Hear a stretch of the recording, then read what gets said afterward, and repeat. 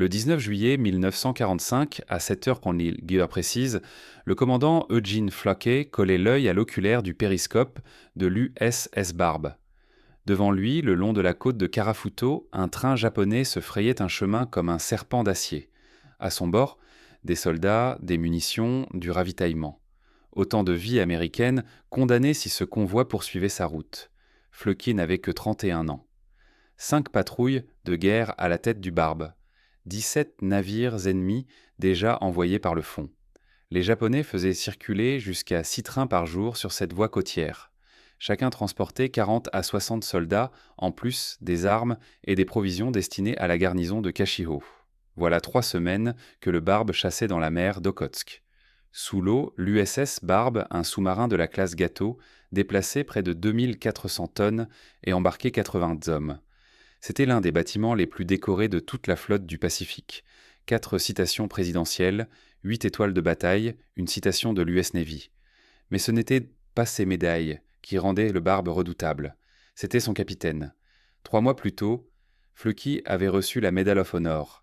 La citation racontait son attaque contre le port de Namkuan, au large de la Chine, en janvier 1945. Il avait osé faire pénétrer son sous-marin dans des eaux si peu profondes qu'il lui était impossible de plonger. Des champs de mines de chaque côté, des destroyers japonais gardant l'entrée. À l'intérieur, 30 navires marchands à l'ancre protégés par ce que les Japonais croyaient être une forteresse imprenable. Flocke attaqua quand même. 6 torpilles, puis 4 autres. Ensuite, une fuite à pleine vitesse en surface à travers des eaux non cartographiées pendant que les grenades sous-marines éclataient tout autour.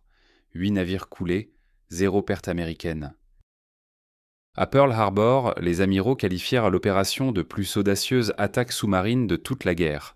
Et pourtant cela ne suffisait pas. À l'été 1945, la marine marchande japonaise avait presque disparu du Pacifique. Les sous-marins américains manquèrent de cibles. Avant d'entamer la 12e et dernière patrouille du Barbe, Flocke se rendit auprès des services de recherche et développement de la Navy avec une demande pour le moins étrange. Il voulait des roquettes. Le lanceur Mark 51 emportait 12 roquettes de 5 pouces, stabilisées par rotation, chacune coiffée de plus de 4 kg d'explosifs, avec une portée d'environ 5 km. La Navy testait ce système comme arme anti-kamikaze pour les navires de débarquement. Flocke réussit à les convaincre d'en installer un sur le pont avant du Barbe. Il devint ainsi le seul sous-marin lance-roquettes de toute la marine américaine. Le Barbe quitta Midway le 8 juin, chargé de 72 roquettes et avec pour mission officieuse de semer le chaos le long des côtes japonaises. Le 20 juin, il atteignit les eaux au nord d'Hokkaido. 2 jours plus tard, à 2h30 du matin, Flocke fit surface à 3 milles au large de la ville de Shari, 20 000 habitants, un centre industriel qui produisait du matériel pour l'armée japonaise. Le sous-marin se mit en travers face au rivage. Flocke donna l'ordre. En 5 secondes, les 12 roquettes quittèrent le lanceur. Elles hurlèrent d'aide dans la nuit et vinrent frapper de plein fouet le quartier industriel. Des incendies éclatèrent le long du front de mer. Le Barbe replongea aussitôt et disparut avant toute réaction japonaise. Pour la première fois de l'histoire, un sous-marin venait de lancer des roquettes contre une cible terrestre. Durant les 3 semaines suivantes, le Barbe tira encore 60 roquettes sur les villes-usines des côtes d'Hokkaido et de Karafuto, Shikuka, Kashio, Shirutori. La plus grande papeterie du Japon fut détruite. Une tannerie fabriquant des uniformes de pilotes partit en flammes. De petits chantiers navals furent réduits à l'état d'épaves fumantes. Flocke utilisa aussi le canon de pont de 4 pouces pour bombarder des installations militaires. Le sous-marin frappait sans être inquiété. À la mi-juillet, des avions de reconnaissance japonais se mirent à le traquer. Mais Flocke continuait de bouger, d'attaquer, de désorienter l'ennemi. Puis, le 19 juillet, alors qu'il patrouillait au large du sud de Karafuto, quelque chose attira son attention au périscope.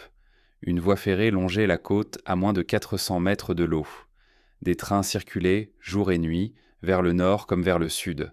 Des locomotives tirant des wagons chargés de soldats et de matériel militaire. C'était une artère logistique, une ligne vitale alimentant les forces japonaises qui se préparaient à repousser une invasion américaine. Flocke observa pendant 3 jours. Il nota les horaires, étudia le terrain, la plage était accessible, la voie exposée. Et peu à peu, une idée prit forme. Le problème était évident. Le barbe pouvait faire surface et tirer au canon sur la voie, mais les dégâts seraient réparés en quelques heures. Ce que Floquet voulait, c'était détruire un train en mouvement, infliger des pertes, paralyser le trafic, frapper les esprits. Or, un sous-marin n'était pas conçu pour cela. Les torpilles ne servaient à rien. Les roquettes manquaient de précision. Le canon ne pouvait pas suivre un train à travers le relief côtier. Il fallait autre chose. Quelque chose d'inattendu. Quelque chose qu'aucun sous-marin n'avait jamais tenté. Le soir du 22 juillet, dans l'étroite chambre des tubes lance-torpilles à l'avant du Barbe, le maître artilleur Paul Saunders et l'électricien de 3e classe Billy Hatfield se penchèrent sur un problème. Floki leur avait demandé d'inventer un moyen de faire exploser un train sans qu'une équipe à terre soit encore à proximité au moment de la détonation. Hatfield fixait une charge de sabordage de 25 kg, un engin conçu pour détruire le sous-marin si l'équipage devait l'abandonner afin d'éviter sa capture. Une idée lui traversa l'esprit.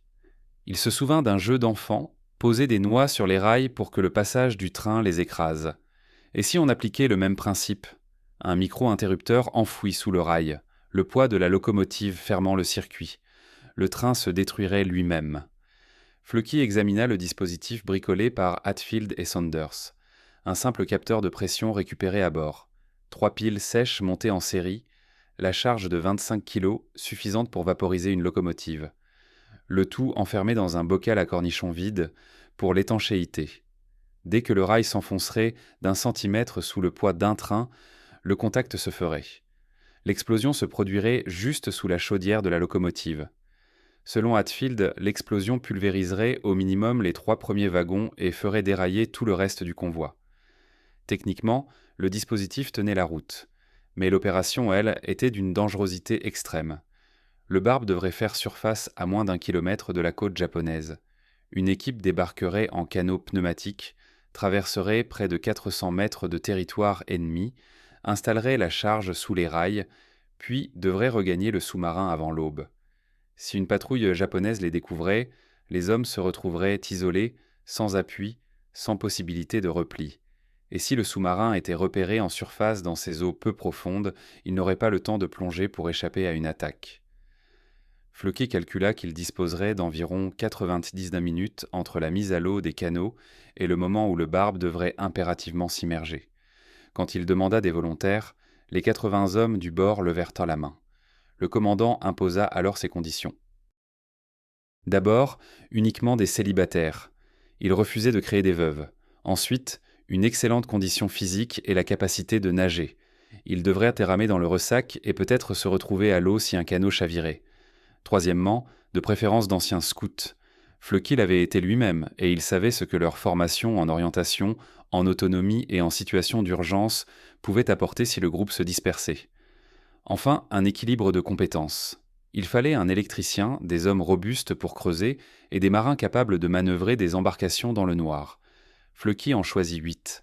Le maître artilleur, Paul Saunders, dirigerait l'équipe, 26 ans, à bord du Barbe depuis sa mise en service en 1942. Toutes les patrouilles, Atlantique et Pacifique. Billy Hatfield, électricien de 3e classe, s'occuperait de l'engin explosif. Avant la guerre, il avait travaillé pour le chemin de fer. Il connaissait les voies, les traverses, les contraintes. Le quartier-maître radio Francis Sever, le cuisinier de 1re classe Lawrence Newland, le torpilleur Edward Klingel-Smith, le mécanicien James Richard, le mécanicien-chef John Marcus et le lieutenant William Walker, officier responsable de l'opération à terre. Les préparatifs commencèrent aussitôt. Dans les fonds de la salle des machines, les mécaniciens découpèrent des plaques d'acier qu'ils martelèrent et soudèrent pour fabriquer des pioches et des pelles de fortune. Il faudrait enfouir la charge et les batteries à une quinzaine de centimètres sous les traverses afin que le micro-contact fonctionne correctement. Les hommes préparèrent aussi du matériel de survie. En cas d'échec, ils devraient peut-être tenter de fuir vers le territoire soviétique, à plus de 200 km au nord, à travers des chaînes de montagnes. Ils emportèrent également des pieux en bois brut. Les rapports du renseignement signalaient l'emploi de chiens de garde le long de la voie ferrée. Ces pieux pourraient leur offrir quelques secondes précieuses face à un animal. Très vite, la météo devint l'élément décisif. Floki avait besoin de nuages pour masquer la lune aux 3/4 pleine. Un ciel dégagé transformerait le sous-marin et les canaux en silhouettes parfaitement visibles pour les sentinelles japonaises. Pendant 4 jours, le Barbe patrouilla au large de Karafuto tandis que l'équipage observait le ciel, qui restait obstinément clair. Le temps passait. La tension montait. Il ne restait plus que 5 jours avant l'ordre de retour vers Midway. La fenêtre se refermait. Puis, dans l'après-midi du 22 juillet, de fins nuages apparurent à l'horizon. Le soir venu, des bancs de stratus s'accrochèrent au sommet le long de la côte. Une couverture nuageuse avançait depuis l'ouest. Fluky trancha. L'opération aurait lieu cette nuit-là. Les dernières vérifications s'enchaînèrent. Lampes étanches, pistolets, bocal contenant la charge et les batteries, outils de creusement, gilet de sauvetage, Mae West au cas où il devrait nager. Les 2 canots pneumatiques furent préparés sur le pont. À 23 heures, le 22 juillet, le Barbe mit le cap vers la côte de Karafuto. Fluky maintint le sous-marin en surface, avançant lentement sur moteurs électriques pour réduire le bruit. Le ciel jouait en leur faveur. Les nuages cachaient la lune. La mer se noyait dans une obscurité presque totale. Au périscope, il distinguait la voie ferrée longeant la côte. Aucun feu sur la plage, aucun signe d'activité. Les conditions étaient aussi bonnes qu'elles pouvaient l'être. Le Barbe se glissa jusqu'à moins de 900 mètres du rivage. Le sondeur indiquait à peine 11 mètres de profondeur. Si des patrouilleurs japonais surgissaient, le sous-marin n'aurait qu'une minute, peut-être moins, pour tenter une plongée d'urgence, avec le risque réel de heurter le fond avant d'être complètement immergé. Fluky jouait tout sur la surprise et l'obscurité. Les 8 hommes se rassemblèrent sur un polaire sur le pont, vêtus de sombre. Saunders consulta sa montre. Minuit approchait. Fluky donna l'ordre. Les canots furent mis à l'eau. À 0h05, le 23 juillet, ils touchèrent la surface. Et Saunders et Walker prirent place dans le premier avec Hatfield et Sévère. Dans le second, montèrent Nuland, Klingel-Smith, Richard et Marcus. Ils repoussèrent la coque du Barbe et commencèrent à pagayer vers une côte invisible. Aucune lumière, aucun son, sinon le clapot discret des rames et le froissement de l'eau contre le caoutchouc. Les nuages tinrent au bond. La nuit resta totale. Derrière eux, l'USS Barbe se devinait à peine, masse plus sombre encore que l'océan noir. 25 minutes de rame. Ils avancèrent à cadence régulière, en formation. La houle était faible, aucun rouleau. Les quilles glissèrent sur le sable à 0h30. Les 8 hommes tirèrent les canots au-delà de la laisse de haute mer et les dissimulèrent derrière des rochers et du bois flotté. Nuland et Richard restèrent en arrière pour garder l'embarcation et assurer le lien avec le sous-marin en cas d'alerte. Les 6 autres s'enfoncèrent dans les terres. Ils devenaient les premiers soldats américains à poser le pied sur l'une des grandes îles japonaises. Karafuto faisait partie intégrante du territoire impérial, administré depuis Tokyo, peuplé de civils et défendu par l'armée. Chaque pas les plaçait sur un sol ennemi souverain. Être capturé signifiait la mort. Les saboteurs opérant en civil n'étaient pas protégés par les conventions internationales. Le terrain se révéla plus difficile qu'il ne l'avait imaginé. Des herbes hautes masquaient les creux du sol. Sévère faillit se tordre la cheville dans un creux dissimulé par la végétation. Ils progressaient avec lenteur, éprouvant chaque appui avant d'y mettre tout leur poids. À une 50aine de mètres à l'intérieur des terres, ils tombèrent sur un fossé de drainage profond d'environ 1 mètre, au fond duquel stagnait de l'eau. Un à un, ils s'y laissèrent glisser, traversèrent la boue, puis se hissèrent sur la berge opposée. Leurs vêtements étaient maintenant lourds, trempés. À une 100aine de mètres de la plage, ils atteignirent une route de terre battue, striée d'ornières. Elle suivait la côte, reliant les villages, parallèle à la voie ferrée. Saunders leva le poing. Arrêt. Les hommes s'accroupirent dans l'herbe et écoutèrent. Rien. Pas de moteur. Pas de voix. Pas un bruit. Ils traversèrent rapidement l'un après l'autre, puis se dirigèrent vers le talus du chemin de fer, qui se détachait comme une bande sombre sur un ciel à peine moins noir. À 0h50, ils atteignirent le pied du remblai. Walker et Saunders se montèrent jusqu'au rail pour observer. La voie courait du nord au sud, posée sur un lit surélevé de gravier et de pierres concassées. Des traverses de bois régulièrement espacées soutenaient les rails d'acier. La visibilité était excellente dans les 2 sens, trop excellente. Si une patrouille surgissait par la voie, ils seraient totalement à découvert. Il faudrait agir vite. Ils allaient recommencer à creuser quand Sévère agrippa brusquement le bras de Saunders et désigna le nord. Une vibration imperceptible dans le métal. Puis un son lointain. Un train. Les hommes se plaquèrent aussitôt au sol, dans l'herbe au pied du remblai. Hatfield serra contre lui le bocal contenant l'explosif. La vibration s'intensifia. Le bruit prit une cadence régulière. Une locomotive avançait dans l'obscurité, tirant ses wagons. Vers 0h55, le convoi surgit du nord. Aucun phare. Blackout total. La locomotive passa à moins de 5 mètres d'eux, crachant sa vapeur, ses roues martelant les joints des rails. Le sol vibrait sous leur corps. Les wagons suivirent. 1, 2, 5, 10. Ils comptaient en silence. 15 wagons. Puis le train s'éloigna vers le sud en direction de Kashiho. Le grondement se dissipa peu à peu. Saunders attendit encore 2 longues minutes après le dernier bruit avant de faire signe.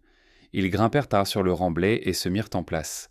Klingel-Smith, Sévère et Walker partirent en sentinelle. Klingel-Smith remonta la voie d'une 50aine de mètres vers le nord. Sévère fit de même vers le sud. Walker se posta de façon à surveiller à la fois les rails et la route qu'ils avaient contraversée. Restèrent Saunders, Hatfield et Marcus pour creuser et installer l'engin. Hatfield choisit l'endroit. Une portion parfaitement droite où un train arriverait à pleine vitesse. Aucun virage pour ralentir. Aucune pente pour réduire l'élan. Sur au moins 800 mètres de chaque côté, la voie était plane et rectiligne. Idéal. Il s'agenouilla entre les rails et examina les traverses. La charge devait être enfouie juste sous le rail, là où le poids de la locomotive ferait fléchir l'acier. Saunders et Marcus attaquèrent le ballast avec leurs outils improvisés. Le gravier céda facilement au début. Mais une quinzaine de centimètres plus bas, ils heurtèrent une couche de terre compacte mêlée de pierres. Le travail ralentit. Les pelles raclèrent la roche. Chaque choc résonnait comme un coup de tonnerre dans la nuit. Hatfield consultait sans cesse sa montre. Ils étaient à terre depuis 30 minutes. Flucky ne pourrait pas attendre plus d'1 heure et demie avant de devoir plonger. Le temps jouait contre eux. À 1h15, un sifflement discret monta depuis le sud. Sévère. Un autre train. Ils se plaquèrent de nouveau au sol. Celui-ci arrivait du sud, se dirigeant vers le nord. Hatfield resta étendu près du trou à moitié creusé, le bocal toujours serré contre lui. Les outils gisaient entre les rails. Si un phare s'allumait, tout serait fini. Le mécanicien verrait la scène. L'alerte serait donnée. Des soldats afflueraient en quelques minutes. Mais, comme le précédent, le train roulait dans une obscurité totale. Les règles de blackout imposées par les Japonais le long de la côte protégeaient, sans le savoir, les saboteurs américains. À 1h17, la locomotive tonna au-dessus d'eux. Encore un train de marchandises. 14 wagons cette fois.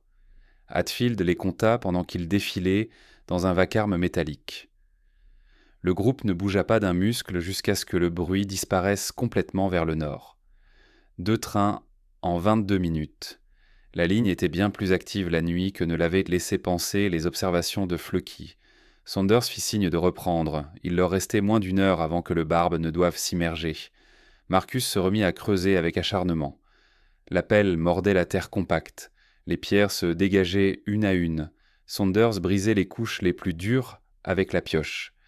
En 15 minutes, ils ouvrirent une cavité d'environ 30 cm de côté et 20 de profondeur, juste sous le rail ouest, assez grande pour accueillir la charge, les piles et le mécanisme. Hatfield sortit le contenu du bocal. La charge de sabordage, un cylindre d'acier bourré d'explosifs, suffisamment puissante pour éventrer la coque d'un sous-marin. Sous une locomotive lancée à pleine vitesse, l'effet serait dévastateur. Il plaça l'engin au fond du trou, le calant soigneusement avec de la terre. Puis il installa à côté les 3 piles sèches et entreprit de câbler le circuit. Le micro-interrupteur était l'élément clé. Hatfield l'avait conçu pour qu'il se ferme lorsque le rail s'abaisserait sous le poids de la locomotive. Les machines japonaises pesaient généralement entre 60 et 80 tonnes. Cette masse ferait fléchir l'acier d'1 centimètre environ. Le positionnement devait être d'une précision absolue. Trop bas et le rail ne bougerait pas assez. Trop haut et une simple vibration pourrait provoquer une explosion prématurée. Hatfield travaillait davantage au toucher qu'à la vue. Sa lampe étanche n'éclairait presque rien. Juste un mince halo dirigé vers le fond du trou pour que le faisceau ne soit visible à aucune distance. Hatfield relia la borne positive des piles à une extrémité du micro-interrupteur. La borne négative, elle, courait jusqu'au détonateur de la charge. Il ne restait plus qu'un seul fil à brancher pour fermer le circuit. Il le laissa volontairement libre. Cette dernière connexion serait faite au tout dernier moment. Tant qu'elle n'était pas en place, l'engin restait inoffensif. À 1h35, tout était prêt. Hatfield leva les yeux vers Saunders et hocha lentement la tête. Saunders fit signe à Walker. Les sentinelles revinrent. Klingel-Smith depuis le nord, Sever depuis le sud. Walker quitta son poste près de la route. Les 6 hommes se regroupèrent autour des rails. Hatfield raccorda le dernier fil. Le circuit était maintenant actif. La moindre pression importante sur le rail, juste au-dessus du micro-contact, déclencherait l'explosion. Il recouvrit soigneusement l'ensemble de terre et de gravier, lissant la surface pour qu'elle se fonde parfaitement dans le ballast. Rien ne trahissait l'intervention. Un inspecteur, en plein jour, aurait peut-être remarqué quelque chose d'anormal, mais un mécanicien lancé à pleine vitesse, dans la nuit, ne verrait absolument rien. Ils quittèrent le remblai et reprirent le chemin vers la plage. Le même itinéraire à l'envers. La route, le fossé, les herbes hautes. Ils allaient plus vite désormais. La mission était accomplie. La charge était armée. Chaque minute passée sur ce sol ennemi augmentait le risque. À 1h45, ils atteignirent la plage. Nuland et Richard les attendaient près des canaux. Tous les 8 tirèrent les embarcations jusqu'à l'eau et embarquèrent. Saunders consulta le cadran lumineux de sa montre. Ils avaient passé exactement 1h40 à terre. Le barbe devait se préparer à plonger. Les canots quittèrent le sable et commencèrent à glisser vers l'endroit où le sous-marin les attendait. La distance était d'environ 900 mètres. Par mer calme, avec des rameurs entraînés, cela représentait un quart d'heure. Ils avaient là parcouru la moitié du trajet quand une voix fendit l'obscurité. C'était Fluckey, hurlant dans un porte-voix depuis le kiosque. Il leur ordonnait de pagayer plus vite. Un autre train arrivait. Les hommes dans les canots l'entendaient à présent, le souffle lointain d'une locomotive de plus en plus rapide. Fluky l'avait repéré au périscope en surveillant le retour de l'équipe. Le phare était éteint, mais la colonne de vapeur se détachait sur la silhouette sombre des montagnes. Le train descendait du nord, droit vers l'endroit où Hatfield avait enterré la charge.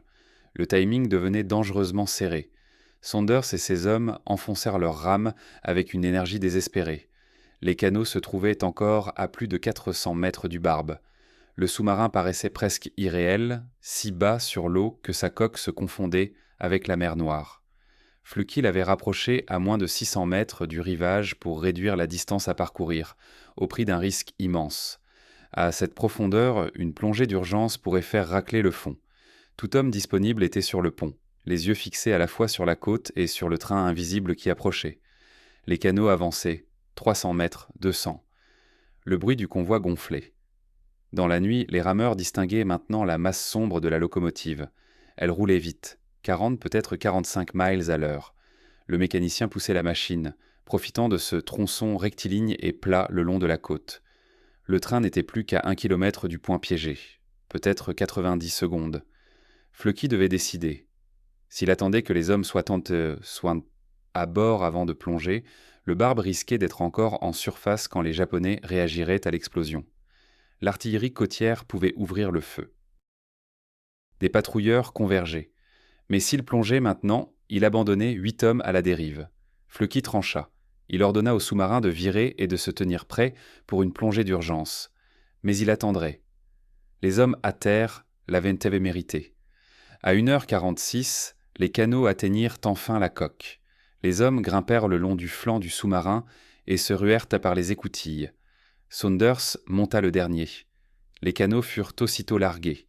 Ils dériveraient, ils couleraient, on n'avait pas le temps de faire autrement. Fluky ordonna à l'équipe de pont de descendre et fit fermer les panneaux. Les diesels grondèrent. Le barbe vira, s'éloignant de la côte à pleine puissance.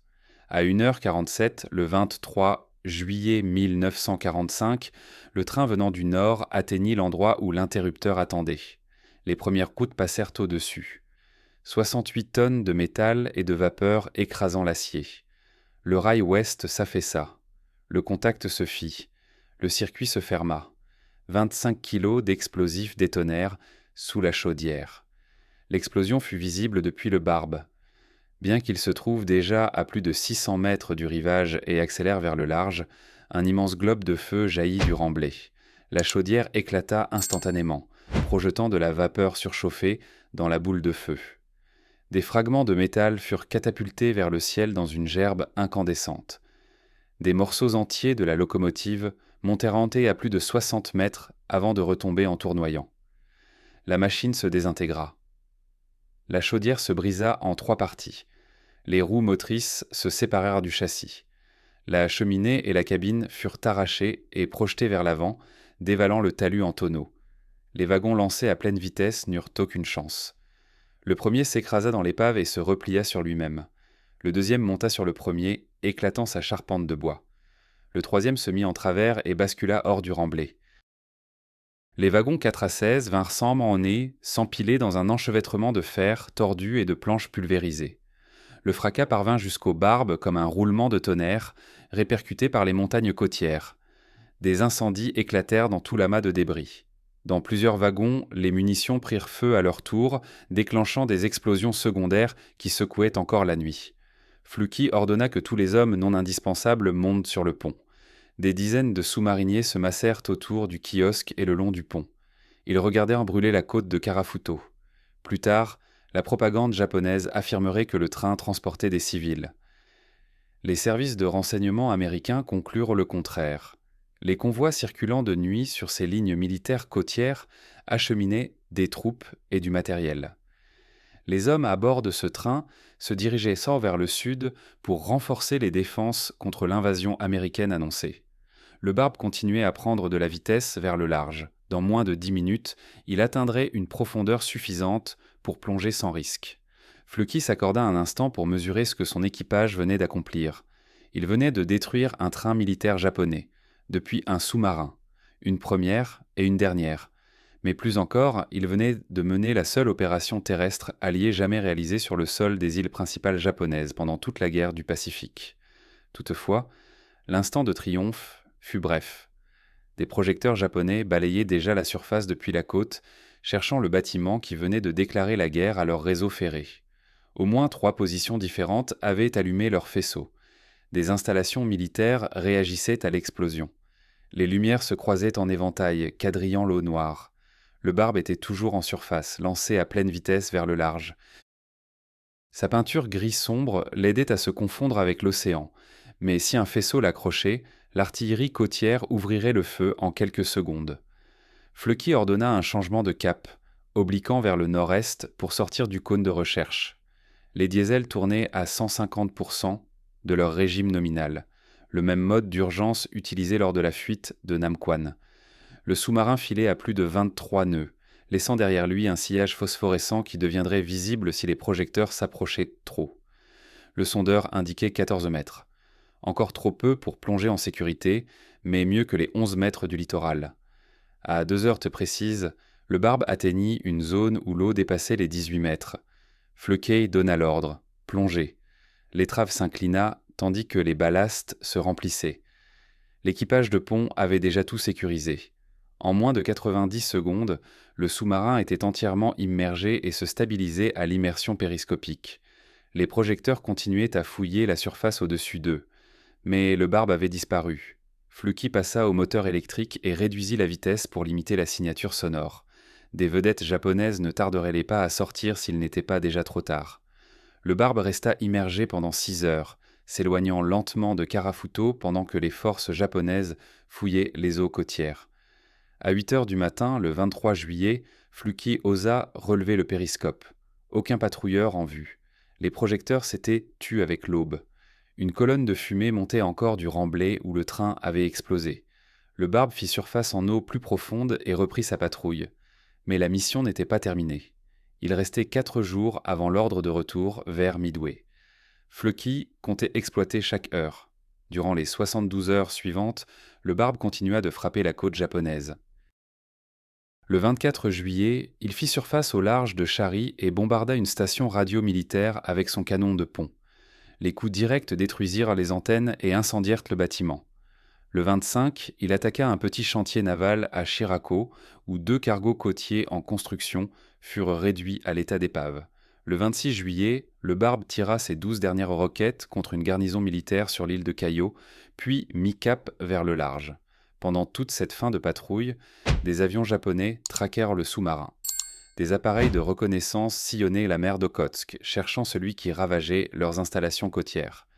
Fluky leur échappa par un mouvement constant et des plongées répétées à la moindre alerte. Le 27 juillet, le Barbe mit le cap sur Midway. La 12e et dernière patrouille de guerre était terminée. L'USS Barbe entra à Midway le 2 août 1945. L'équipage se rassembla sur le pont en tenue de cérémonie, tenant le pavillon de combat du sous-marin. Un pavillon unique dans toute la marine américaine. 17 insignes représentant les navires coulés. Les symboles des citations présidentielles et de la Navy. Des roquettes et des canons rappelant les bombardements côtiers. 6 Navy Cross gagnés par des membres d'équipage. 23 Silver Stars. 23 Bronze Stars.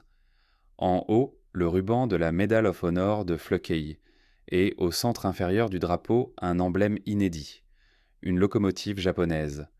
Le seul sous-marin de l'histoire à avoir détruit un train portait désormais cet exploit sur ses couleurs. L'amiral Chester Nimitz en personne vint saluer l'équipage à Midway. Le pavillon fut photographié pour les archives navales. 8 hommes posèrent devant l'objectif. Les mêmes 8 qui étaient allés à terre à Karafuto pour poser la charge. Saunders, Hatfield, Sever, Nuland, Klingel-Smith, Richard, Marcus, Walker, ils avaient trouvé l'air de simples marins. De jeunes hommes qui, sans la guerre, auraient travaillé dans des fermes ou des ateliers. Et pourtant, ils avaient accompli ce qu'aucune force alliée n'avait réussi pendant tout le conflit du Pacifique. Ils avaient mené une opération terrestre offensive sur le sol des îles japonaises. L'explosion du train devint rapidement légendaire dans la flotte sous-marine. D'autres bâtiments avaient pas bombardé la côte. Certains avaient tiré des roquettes. Mais aucun autre sous-marin n'avait débarqué des hommes sur le territoire ennemi, détruit une cible, puis récupéré son équipe avec succès. Cette mission ouvrait un champ nouveau. Les sous-marins n'étaient plus seulement des chasseurs de navires. Ils pouvaient projeter leur puissance à terre par le sabotage et les opérations spéciales. Pour cette 12e patrouille, Fluky reçut sa 4e Navy Cross. La citation mentionnait explicitement l'attaque du train et les bombardements côtiers. La citation soulignait explicitement l'attaque du train et les bombardements à la roquette. En les ajoutant à sa Medal of Honor et à ses 3 Navy Cross précédentes, Fluky devint l'un des commandants de sous-marins les plus décorés de toute l'histoire navale américaine. Mais chaque fois que des journalistes l'interrogeaient sur ses exploits, il détournait inlassablement les projecteurs vers son équipage. 6 jours après l'arrivée du Barbe à Midway, la bombe atomique tomba sur Hiroshima. 9 jours plus tard, le Japon capitulait. La guerre s'achevait avant que l'USS Barbe n'ait l'occasion de reprendre la mer. La reddition du 15 août mit un terme définitif à la carrière de combat du sous-marin. 12 patrouilles de guerre en 3 ans. 5 dans l'Atlantique au début du conflit. 7 dans le Pacifique, où le Barbe bâtit l'un des bilans les plus redoutables de toute la flotte américaine. Les chiffres officiels lui attribuaient 17 navires ennemis coulés pour un total de 96 628 tonnes. Mais ces statistiques ne suffisaient pas à résumer ce que le Barbe avait réellement accompli. Après-guerre, la commission conjointe armée-marine réexamina ses victoires. Elle confirma notamment la destruction du porte-avions d'escorte Unyo le 17 septembre 1944, un bâtiment de 22 500 tonnes. Il convoyait des avions et des pilotes du Japon vers les Philippines lorsque les torpilles du Barbe le frappèrent en mer de Chine méridionale. Le navire sombra en 40 minutes, emportant avec lui la majeure partie de son équipage et de sa cargaison. Le Barbe avait également envoyé par le fond de nombreux bâtiments plus modestes, frégates, patrouilleurs, navires de défense côtière. Ces attaques contre la marine marchande avaient étouffé les lignes d'approvisionnement qui maintenaient les garnisons japonaises à travers tout le Pacifique. Mais aucune de ces victoires ne frappa autant les esprits que le train. Pendant des décennies, les historiens navals disséquèrent le BZDA à l'opération, sa conception, son exécution, ses risques. Ce qui la rendait exceptionnelle n'était pas seulement son audace, c'était ce qu'elle démontrait. Un sous-marin pouvait aller bien au-delà de la guerre anti-navire. Il pouvait frapper la terre, il pouvait lancer des missiles, il pouvait débarquer des équipes de sabotage et les récupérer. La mission de Karafuto révélait des capacités qui allèrent façonner la guerre sous-marine pour les 70 années suivantes. L'intuition de Floquet concernant les roquettes se révéla particulièrement visionnaire. En 1945, voir un sous-marin tirer sur la côte semblait une improvisation dictée par la pénurie de cibles en mer. Mais moins de 10 ans plus tard, des sous-marins armés de missiles guidés deviendraient les plateformes de combat les plus puissantes jamais construites. Régulus, Polaris, Trident, les sous-marins de la classe Ohio, capables de projeter une puissance nucléaire suffisante pour anéantir des nations entières. Tous, d'une certaine manière, trouvaient leur origine dans ce jour où Floquet avait fait boulonner un lance-roquette Mark 51 sur le pont du Barbe et prouvé que cela pouvait fonctionner. Le destin du sous-marin lui-même fut moins glorieux. L'USS Barbe fut désarmé en mai 1947 et placé en réserve. Rappelé au service en 1951 pour l'entraînement, il fut de nouveau retiré en février 1954. La même année, il subit une modernisation du programme Guppy, destiné à améliorer les performances sous-marines des bâtiments de la Seconde Guerre mondiale. En décembre 1954, il fut prêté à la marine italienne dans le cadre du programme d'assistance mutuelle. Rebaptisé Enrico Tazzoli, en hommage à un commandant italien de la Première Guerre mondiale, il servit 18 ans sous pavillon italien. En 1972, il était usé, dépassé, trop coûteux à entretenir. Le gouvernement italien le vendit à la ferraille. Prix final, environ 100 000 $. À peine le coût d'une maison modeste. Quand Floquet l'apprit, il déclara que si l'équipage l'avait su à temps, ils auraient réuni l'argent nécessaire pour racheter le Barbe et le ramener aux États-Unis comme navire-musée. Mais lorsque quelqu'un s'en rendit compte, le sous-marin était déjà découpé dans un chantier de démolition italien. Seul survécut le pavillon de combat. Il fut acquis par le Submarine Force Library and Museum de Groton, dans le Connecticut. On peut encore le voir aujourd'hui exposé derrière une vitrine, les 17 navires. La locomotive en bas, le ruban de la Medal of Honor en haut. À lui seul, ce drapeau raconte l'histoire mieux que n'importe quel livre. Eugene Floquet resta dans la marine après la guerre. Il servit comme aide auprès du secrétaire à la marine James Forrestal, puis auprès de l'amiral Chester Nimitz. En 1960, le président Eisenhower approuva sa promotion au grade de contre-amiral. Il commanda le groupe Amphibie 4, présida le Naval Board of Inspection and Survey, prit la tête de toute la force sous-marine du Pacifique entre 1964 et 1966 et termina sa carrière comme directeur du renseignement naval. Il se retira en 1972 après 37 années de service. Mais la retraite ne signifia pas l'inaction. En 1974, Floquet et son épouse Marjorie s'installèrent au Portugal et ouvrirent un orphelinat. Pendant 8 ans, ils offrirent un foyer à des enfants privés de famille. Marjorie mourut en 1979. Floquet se remaria en 1980 et poursuivit ce travail jusqu'à la fermeture de l'établissement en 1982. En 1992, il publia Thunder Below, ses mémoires de commandant du Barbe. L'ouvrage devint lecture obligatoire à l'Académie navale. Eugene Floquet s'éteignit le 28 juin 2007, à l'âge de 93 ans. Il fut enterré au cimetière de l'Académie navale d'Annapolis. Mais parmi tous les chiffres associés à son nom, il en était un qu'il jugeait plus important que le tonnage coulé, plus important que les décorations. 0. 0 Purple Heart décerné à un homme ayant servi sous ses ordres durant 5 patrouilles de guerre. 0 mort. Ce chiffre définissait mieux que n'importe quelle médaille la philosophie de commandement d'Eugene Floquet. Il prenait des risques calculés, jamais inconsidérés. Il poussait ses hommes et son navire aux limites du possible, mais jamais au-delà de ce que l'entraînement et la compétence pouvaient compenser. 5 patrouilles, des centaines d'attaques à la grenade sous-marine, des milliers de kilomètres à travers champs de mines et eaux peu profondes, d'innombrables heures en surface dans des mers contrôlées par l'ennemi, et chaque homme rentra vivant. Les membres d'équipage du Barbe reprirent ensuite des vies ordinaires. Saunders retourna au civil, Hatfield retrouva le monde du chemin de fer. Les autres se marièrent, fondèrent des familles, exercèrent des métiers ordinaires. Ils parlaient rarement de ce qu'ils avaient fait à Karafuto. La mission resta classifiée pendant des années. Et même après sa déclassification, ils ne cherchèrent nappe ni lumière ni reconnaissance. Ils avaient simplement accompli leur devoir. obéi aux ordres, tenté de mettre fin à la guerre et de rentrer chez eux. Que ce devoir ait consisté à pagayer jusqu'à une côte ennemie pour faire sauter un train n'était, à leurs yeux, qu'une nécessité imposée par les circonstances. Mais l'histoire, elle, n'a pas oublié. Les 8 hommes qui débarquèrent en cette nuit-là de juillet 1945 menèrent la seule opération terrestre alliée jamais conduite sur les îles principales japonaises pendant toute la guerre du Pacifique. Aucun marine ne débarqua sur Honshu. Aucun soldat américain ne combattit à Hokkaido. Aucun parachutiste ne fut largué sur Kyushu.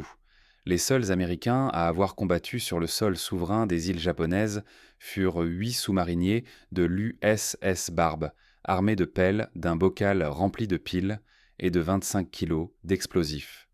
L'impact de la mission dépassa largement la destruction immédiate. L'explosion du train força l'état-major japonais à détourner des ressources vers la protection du réseau côtier. Les gardes furent renforcés, les patrouilles multipliées. Des équipes d'ingénieurs furent affectées à l'inspection quotidienne des voies, autant de moyens retirés ailleurs, des troupes qui ne renforceraient pas des positions défensives, du matériel qui ne serait pas utilisé contre les forces d'invasion américaines. L'effet psychologique fut tout aussi profond. Si des sous-marins américains pouvaient frapper à l'intérieur des terres sans être inquiétés, alors aucun endroit n'était réellement à l'abri. Les attaques à la roquette lancées par Fluky produisirent le même choc. Désormais, les usines côtières et les installations militaires n'étaient plus protégées par leur éloignement de l'océan. Un sous-marin pouvait faire surface à quelques kilomètres du rivage et détruire des objectifs qui, jusque-là, nécessitaient des bombardements aériens. Les 72 roquettes tirées par le Barbe lors de sa 12e patrouille révélèrent une capacité qui allait bouleverser la guerre navale en moins d'une génération. Les chiffres racontent une partie de l'histoire. 17 navires m'écoulés, 96 000 tonnes de tonnage détruit, 4 Navy Cross et une Medal of Honor pour le commandant, 8 étoiles de bataille pour le sous-marin, la première attaque de roquettes jamais menée depuis un sous-marin, le premier et le seul sous-marin à avoir détruit un train. Mais le chiffre le plus important était ailleurs. 0. 0 mort parmi l'équipage au cours de 5 patrouilles de combat. Fluky ramena tous ses hommes. C'était son plus grand accomplissement. Pas le tonnage, pas les décorations, pas même les innovations tactiques qui transformèrent la Chine vers la guerre sous-marine. Il ramena ses hommes vivants. Aujourd'hui, le pavillon de combat de l'USS Barb est exposé dans un musée du Connecticut. La petite locomotive brodée en bas continue d'intriguer les visiteurs qui ignorent l'histoire. Lorsqu'ils découvrent ce qui s'est produit le 23 juillet 1945, ils comprennent. Ils comprennent que la guerre sous-marine ne se résumait pas aux torpilles et aux périscopes. Elle reposait sur l'innovation, l'adaptation, le courage et sur des commandants qui plaçaient la vie de leurs hommes au-dessus de toute gloire personnelle. Eugene Fluky, Paul Sanders, Billy Hatfield et les 72 autres marins du Barbe ont démontré ce dont des sous-marins étaient capables, lorsqu'ils étaient dirigés par des chefs d'exception et servis par des hommes prêts à pagayer jusqu'à une côte ennemie avec des explosifs et des pelles. Ils coulèrent des navires. Ils lancèrent les premiers missiles depuis un sous-marin. Ils frappèrent des cibles côtières. Et ils firent sauter un train. Le seul sous-marin de l'histoire à pouvoir le revendiquer.